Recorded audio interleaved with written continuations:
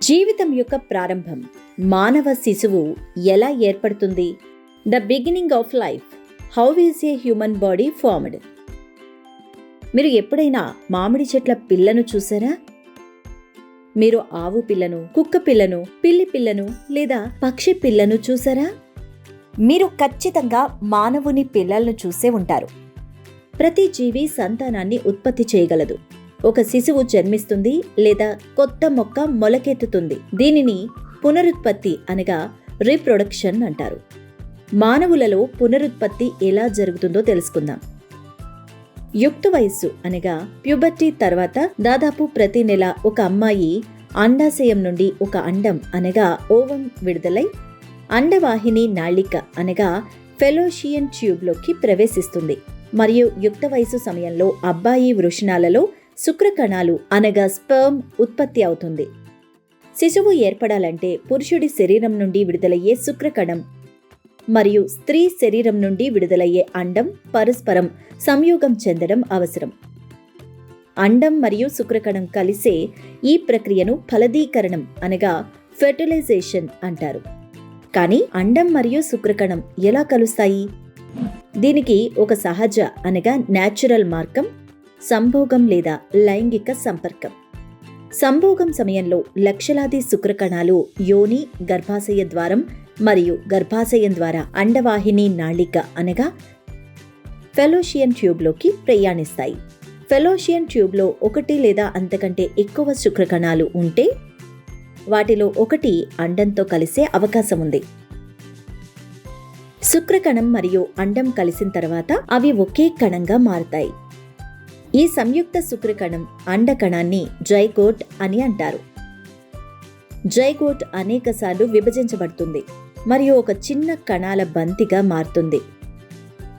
దాన్ని బ్లాస్టోసిస్ట్ అని అంటారు. బ్లాస్టోసిస్ట్ ఫెలోషియన్ ట్యూబ్ ద్వారా ప్రయాణించి దాదాపు 5 రోజుల తర్వాత గర్భాశయాన్ని చేరుకుంటుంది మరియు తదుపరి 4 నుండి 5 రోజుల్లో అంటే ఫలదీకరణం జరిగిన 10 నుండి 11 రోజుల తర్వాత గర్భాశయంలోకి ప్రవేశిస్తుంది.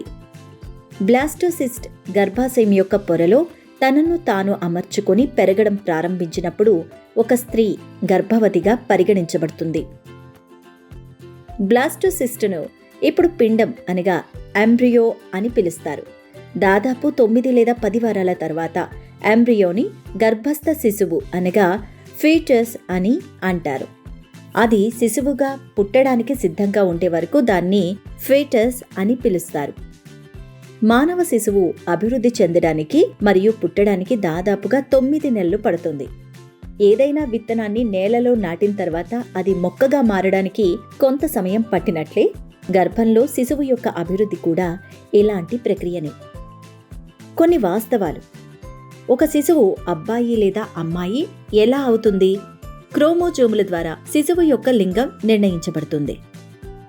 క్రోమోజోముల కణాలలో ఉండే చిన్న దారం లాంటి నిర్మాణాలు మీకు తెలుసా? అండాలన్నింటిలోనూ ఒక ఎక్స్ క్రోమోజోమ్ ఉంటుంది. కానీ శుక్రకణంలో ఎక్స్ లేదా వై క్రోమోజోమ్ ఉండవచ్చు. ఇది శిశువు యొక్క లింగాన్ని నిర్ణయిస్తుంది.